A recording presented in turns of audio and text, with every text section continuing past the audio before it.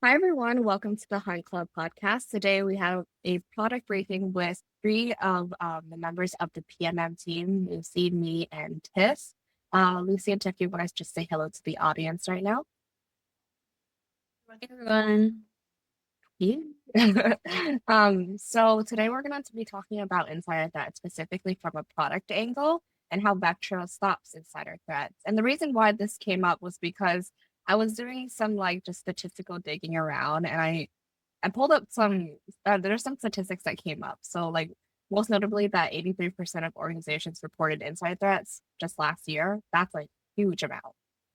And 48% of customers say inside threats have become more frequent in the last 12 months, 51% experiencing six or more incidents. And then between 2023 and 2024, insider driven exposures, losses, data leaks, and thefts has grown by 28%. So I'm noticing there's a rise in it. And there's also a rise in us talking about it too. So I wanted to hear your takes on that. Oh, and also the last statistic there. Oh my gosh. Average of 4.92 million, taking 260 days to resolve. That's crazy for an attack. That's a lot of money. So any thoughts on that? Yeah, so on my side, I've been talking to security teams, and very recently, two security leaders told me that insider threats actually worries them more than external attacker, which actually kind of resonates with these stats that you just mentioned, Zoe, that it is definitely rising very fast, and also the damage is huge. Especially because the insider threats means employee, which we'll dig in a little bit more later. And it also means that it's already in your organization, which they don't even need to get in. So it's even harder for security teams to kind of find them and also Mhm. distinguish between what is normal and what is malicious. And it's very hard to detect. And that's why I think the damage is also big and it takes really long to detect. Mhm. Absolutely. Lucy, what do you think? Would say what's what's interesting here is that insider threats are not always malicious people, malicious employees. They can come from negligence or stolen credentials out in the wild, and or someone who's being bribed. We'll see the different types of insider threats later on. But what makes them so dangerous is that they start with a legitimate access, and that to me, like traditional security tools often miss this because it looks legitimate from start. So Mhm. yeah, that's why it's really important to talk about insider threats. Absolutely. And also when you're mentioning about traditional tools not even being able to detect it, I was actually going through some of our Brux entities data just for fun. And I noticed that over 37% of the data, and this is from our customers, anonymized of course, but 37% of the entities that were prioritized in Rux within just a single month are insider threats, admin, non-privileged, privileged, and user. And I think that's first of all, that's the highest count of detections out of everything else. But can you guys talk about what these detections actually mean? What the different types, admin, excuse me, non-privileged, privileged user is? So when we talk about insider threats on the Vectra platform, we broke them into four different categories based on behaviors that our AI continuously sees and observes across accounts and hosts. So you've got the admin. Let's take Mhm. them in the right order. So insider threat admin is basically the activity comes from an admin host or system because it's Mhm. not always nice. And because admins are at the center of the IT operations, they are regularly targeted. It's an easy Mhm. target as insiders. Then you've got users. Well, let's take the users first, maybe. Sure. Yeah. Users are low, so are not as sophisticated as admin.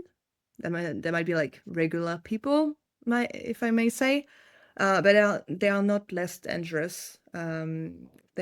I mean, think about someone moving files to unauthorized cloud storage or exfiltrating, sorry, data in simple ways. May look basic, so comes from a user, but it can still lead to critical data loss. And then you've got the privileged and non-privileged. So privileged is an account with obviously elevated access, which might not be the case if it's a user or an admin. Like, we differentiate that as well. This privileged insider threat tend to perform sophisticated, goal-driven activities, so very specific, like problem services or manipulating systems. A non-privileged, on the other hand, these are regular accounts suddenly showing signs of data collection or exfiltration, and that means that someone has been given new privileges or is stretching their access beyond what's normal for their regular behavior. Hope it makes sense. Yeah, that differentiation is pretty important here too, because it kind of tells us like what types of activities we'll be seeing from those types of insider threats. So thanks for walking us through that, Lucy. And I think you also have a little bit more information about like the situations that lead up to insider threats too. So can you talk about that as well? Well, I would say anyone in your company can become one. Mhm. You have, people who can be upset or, like during a layoff, tends to be, they tend to be more like, yeah, they can be angry and Mhm. become insider threats, to make it simple. Then you've got threat actors that bribe them and hold them at ransom, and then they will tend to become an insider threat just to, remove the threat and Mhm. not be threatened anymore. And the third option is just people willingly cooperating with threat actors, so they will just Mhm. accept against, giving out their credentials, and that's just what may look simple to them. Okay, I get money, and then it's just my credentials, like, can become really critical for the company. Yeah, and we have a story about that because we talked about that recently. Something that happened with some Brazilian banks. Can you talk us through this story here that broke the Yeah, news actually, like maybe like a few weeks ago, last month or something like that? But yeah. yeah. So there was this Brazilian employee who worked at a company called SIEM. They basically connect banks, Brazilian banks, together to the central bank system. And some hackers approached him, and they made him an offer, and they basically he handed over his logging against money. So it took, a very little amount compared to amount that was stolen. So it took like almost 1K.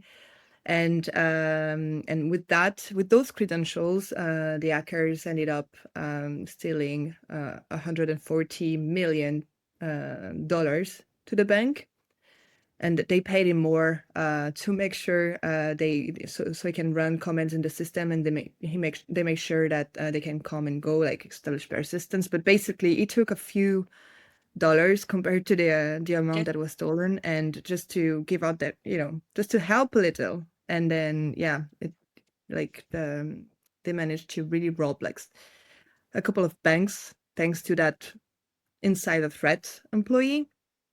So it's really, really critical. I'm And seeing it's right just now. basic social engineering at the beginning. Like, what's interesting is really they didn't really hack. They didn't hack it. They Yeah. didn't hack them. They didn't. There's no malware involved. Like, it's really based on credential, a little bit of social engineering, and that's it. Yeah. And And I'm they I'm seeing can the and last bullet. Oh, go ahead, Tiff. no, I was gonna say that attacker these days just would use whatever method to gain access to a credential to log into the organization. So this is one way they can gain legitimate access to an organization to do all the stealthy things that is needed to do ransomwares and exfiltrate data, etc. Yeah, absolutely. And I was just going to mention the last bullet point there. 30 to 40 million has already been laundered into cryptocurrency.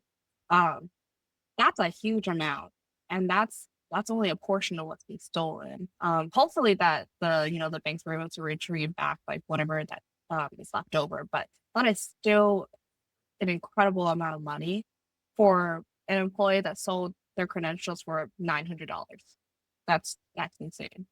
So just wanted to highlight Yeah. that entire threats are very, very detrimental to organizations if that does end up happening and everything follows through. But we do have some examples of what an insider threat may look like. With our product overlaid and the steps that the attackers take, or not the attacker, but the insider threat takes. So Lucy and Tiff, can you just walk me through this specific attack anatomy for a customer in retail? So here it all starts with something small. An employee installs a shady browser extension, and in this case called Zip Like a Pro. That extension drops malicious code on their device, and from there, basically, the employees begins moving and uploading files into Microsoft 365. The employee is using SharePoint and personal drives, and this is where malware or staging tools can start preparing data for thefts. So next, the employee starts opening and extracting a lot of files, and that's a clear sign of reconnaissance and data collection. And eventually, they go further and exfiltrate large amounts of company confidential SharePoint files. And this is actually a real life incident that happened to one of our retail customer, and the whole incident happened really quickly. It's basically they try to zip a lot of file and then upload these files, zip them, and then download it to exfiltrate it outside of the company. Vectra was able to detect this behavior and attributing to an insider threat, basically an employee doing this shortly before his or her termination. And we were able to detect the first stage of the attack of these malware. It's because the Zip Like a Pro browser extension that Lucy just mentioned basically operates like an adware. It can inject ads and it can also potentially collect browsing activity, which also has compliance implications for the company. So that's why we flagged this as a malware. And our incident investigation actually also shows that the employee was accessing many files on the same day when the browser extension was installed. So, which means that he or she was likely planning to zip a lot of these files and exfiltrate it later. So then the next up, Vectra detected the suspicious exfiltration activities where this employee downloaded many files. As I said before, the account was terminated. And through our incident investigation, we were able to see the file names of the hundreds of files and confirm that these are sensitive company data. For example, such as product design details, which is actually something very key for a retail company. So after all of these findings, it actually ended up triggering a full HR and legal response on the customer side, and it also after the investigation, it's confirmed as a true positive insider threat. So at the end, the customer saw a lot of value in Vectra AI's finding here because it really helped them prevent this insider from taking further steps and as in stealing and also using those proprietary company data. So this really brings a lot of value to the customer in terms of how we stop an insider threat. Absolutely. So what I'm taking from this is that this employee was somehow reached out to by, an external adversary, a threat actor here, and then because they're leaving the company anyway, they're just going to exfil a bunch of data, and then give it to the threat actor, and then the It threat could be, actor was or going it to could be use it for his or her own use as well. So it for could own be both. use. We don't know, but I it's clear see. that this data shouldn't be exfiltrated outside the company. Yeah, absolutely. Yeah, that sounds, obviously that detection is really important because then this is like a legitimate credential. This is a legitimate employee and they're doing suspicious activities, right? So that's awesome right there. We have another one. We have another example here. But before we continue, sorry, Lucy, did you have any comments on that? No. Okay, cool. We're gonna move on to the next one because I think this one's really interesting too. It's for our an industrial manufacturer. And yeah, Tiff, Lucy, can you walk us through this attack anatomy? Yeah, I think this one started in quite the same way. The story starts with an employee who knows layoffs are coming. They decide to steal trade secrets before losing access, and that's a classic case of insider threats. So they begin by pulling sensitive files from internal data stores, but they don't stop here. They create pathways for an external threat actor to take over.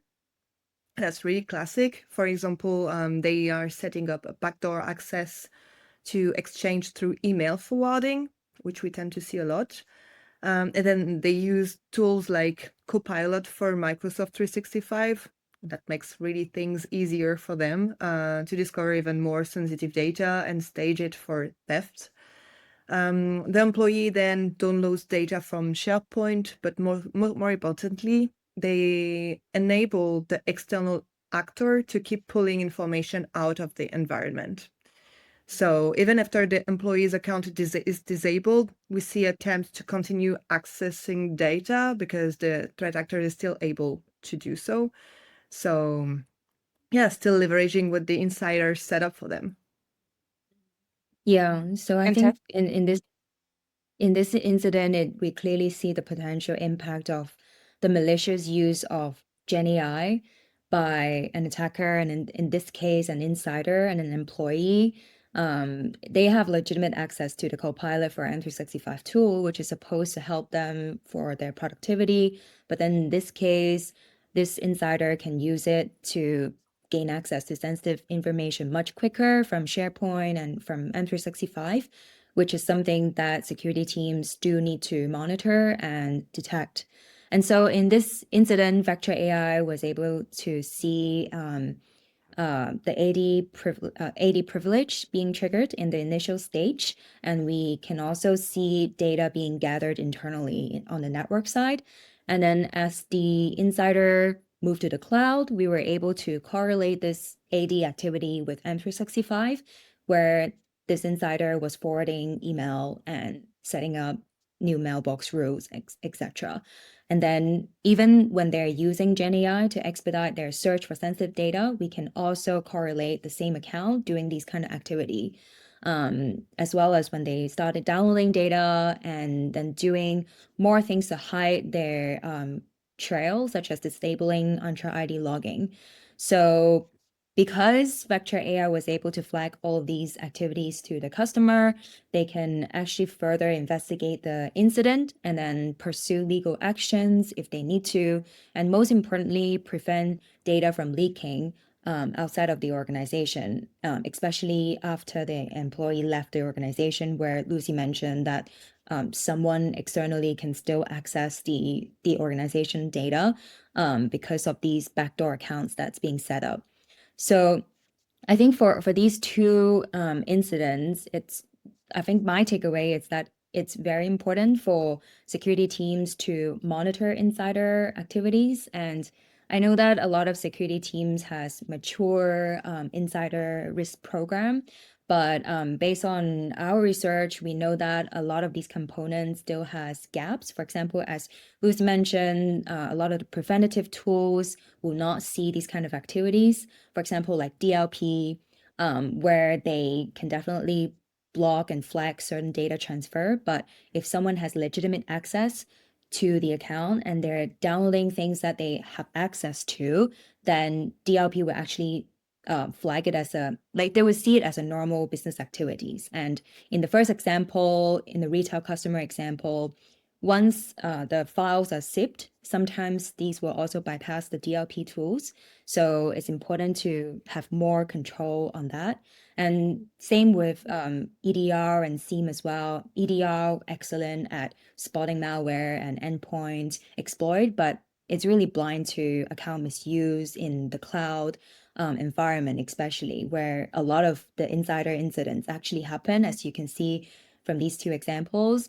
And Lucy has done a lot of work in studying the gaps of these security tools, so definitely check them out.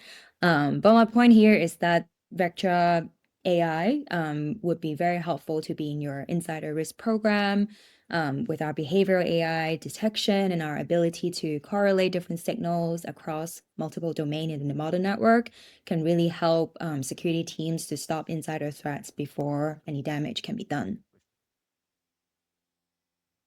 Just wanted to Very point well. out also and mention that one of the reasons why we can detect them for sure is that most of the time insider threats are not the mastermind behind the attack, so they tend to get spotted. And in the case of the article we talked about earlier, like the guy tried to switch phones a couple of times and like hide, but they always do something that's not normal, and Mhm. we always catch them that way. So yeah. Awesome. Yeah, very well put, very well explained too for someone who's, just understanding what insider threats are about. So thank you guys so much for walking me through those examples, for just kind of like doing a deep dive on that. If you guys haven't already, please subscribe to our YouTube channel, to our podcast. We have a bunch of more amazing talks, especially my threat briefing show too. Like Lucy, you're the host of that. You do a bunch of awesome stuff too. But obviously, also subscribe to our product briefings channel as well. And then what are your thoughts? Have you ever considered, like thinking about what types of insider threats and situations that you've encountered or what you see, or what do you see what kind of technologies have been doing to, you know, um, mitigate insider threats? Please leave your thoughts in your comment. Would love to read them. But yeah, thank you, Lucy and Tech, for joining me on this show. And any last thoughts before I close off? Thank you, Zoe. Thanks for having us. Yeah, amazing. All right. Thanks, everyone. And we'll see you soon. Bye. Bye.